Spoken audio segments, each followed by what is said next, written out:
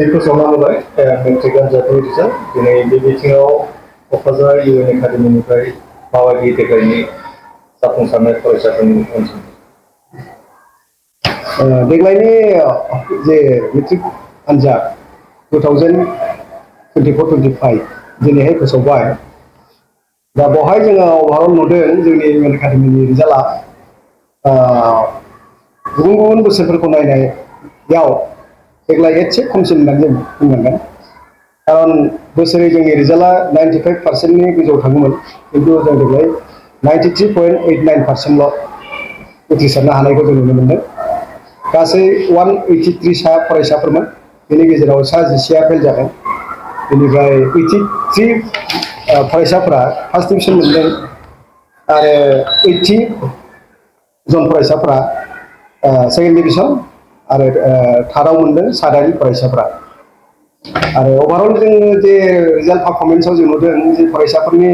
heist पार्सेन्टेजआ देग्लायहाय 89.99% थांदों सासे फरायसाया बेनिफ्राय डिस्टिंसन हिसाबै 7 आरो स्टाराव जों मोनदों सा 15 बे हिसाबै जोंनि गासै अभारअल रिजाल्टआ नोजोर होयोब्ला गुबुन बोसोरनिफ्राय एसे खम जादों बुङोब्ला बे अल आसाम बर' बिजोंनि फरायसाफ्रा बे खेबाव बेसेबांसो उथ्रिसारनो हादों नोंथाङा मोनदांथिदों आङो जि देग्लायनि रिजाल्टखौ स्टाडि खालामदों बे खेत्रआव जोङो नुदों जे अभारअल आसामनि रिजाल्टआनो देग्लायहाय बारा मोजां नङा बेनिफ्राय बिटिसि एरियानि जि रिजाल्टनि पारफरमेन्स बेखौ नोजोर होयोब्लाबो जों नुगोन देग्लायहाय माने बिटिसि एरियायावनो अभारअल रिजाल्टआबो बारा मोजां जायाखै आरो दा बिटिसि एरियायाव बर'फोरनि रिजाल्टआ बांसिन हिसाबै बा बर'फोरनि माबाया एसे गुरुत्वआ बांसिन हिसाबै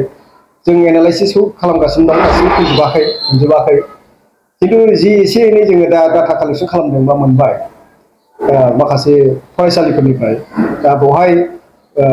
गुबुन बोसोरफोरनिफ्राय एसे खमसिनखौनो जों दा मोनगासिनो दं आरो गुबुन बोसोरफ्राव जेरैबायदि पारफरमेन्स जादोंमोन देग्लायनि पारफरमेन्सआव एसे डाउन जादों बायदि आं दा मोनदों आरोखि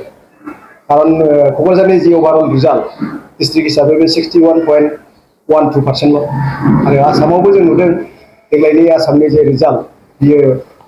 63%नि एसेल' बारा आरो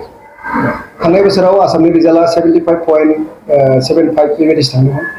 देग्लाय जों 11 बा 12%सो रिजाल्टआनो आसामना माने खम जादों डाउन जादों बे हिसाबै देग्लायनि अभारअल रिजाल्टआ नायोब्ला जे बर' मिडियामनि रिजाल्टआवबो जोङो बे माखासे एफेक्टखौ जों नुनो मोनदों देग्लायनि रिजाल्टआव एसे खम जादों होननानै बुंदों मा जाहोननि थाखाय जादों होनना सानो अभारअलनि गेजेराव जों दा बुंनो थांनांगोन फरायसाफोरखौबो जोङो बेवहाय दाय होजोबनो हाया बा जोंनि जि इडुकेसननि जि मोनथाम कर्नार होनना बुङो गार्जेन फोरोंगिरि आरो फरायसाफोर आरो बे खेत्रनिफ्राय आं बाथ्राखौ बुंनो नागिराखै बाथ्राया फैदों जे एबारनि अभारअल रिजाल्ट माने माबायाव सिगांनि ससियेल मिडियाफ्रावबो बा मिडियाफ्रावबो ओंखारबाय थादों जे एग्जामिनेसन पेटार्ननि चेन्ज जानाय देग्लाय आसामनि एग्जामिनेसन पेटार्नआ चेन्ज जादों जे थांनाय बोसोराव बिसोरो बानायदोंमोन जे 45%खौ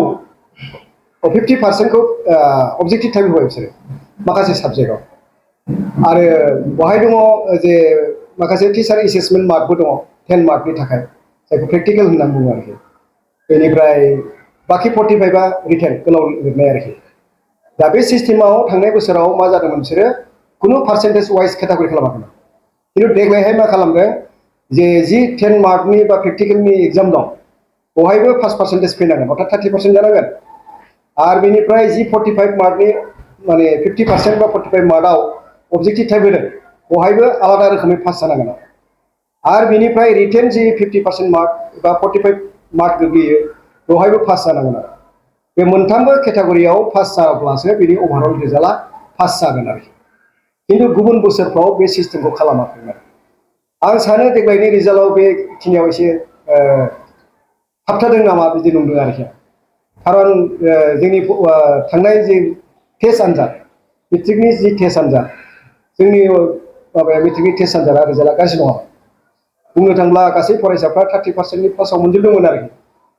साथाम साब्रैसोआ एसे खम मोनदों अब्लाबो 30%नि एबाब जोबगोन बे हिसाबै जोङो 100%खौनो जोङो आसाबो खालामदोंमोन खिन्थु लास्ट आवाराव जोंनि रिजाल्ट पारफरमेन्सआ बे हिसाबै थालांदों नामा बेखौ आं सानदों आरोखि जे रिजाल्ट सिस्टेमनिबो केटेगरि थायो आरो बेनिफ्राय मोनसे ओंखारबाय थादों ससियेल स्टाडिसखौ लानानै माने ओरैनो सिलेबासनि आउट अफ सिलेबास दानाखैमोन खिन्थु ससियेल स्टेटासआव बिसोरो ओरैबायदि कुइसन सोंदों जाय कुइसनफोरा नोङो इउपिएससि स्टाइलाव इउनियन जे बेंक माबा साख्रिफोरनि जे कम्पिटिसन थायो बे स्टाइलाव बिसोरो कुइसनफोरनि स्टाइलखौ सोंदों जायखौ फरायसाफ्रा माने गोबाङानो बेनि माबायाव टिचारफ्राबो बे आदबजों फोरोंनाय जायाखै आरोखि पजिटिभ टाइपआव आरो स्पेसियेलि 45 मार्क्स आरोखि दा बेफोरबायदियावनो हयथ'बा थालांदों ससियेलावल' नङा बेयो गुबुन आयदायावबो बिसोरो माखासे मेकानिजम बानायनानै पजिटिभ टाइप कुइसनखौ दानदों आरो जायनि थाखाय हयथ'बा बे रिजाल्टनि बे डाउन जानाय होननानै सानो आरो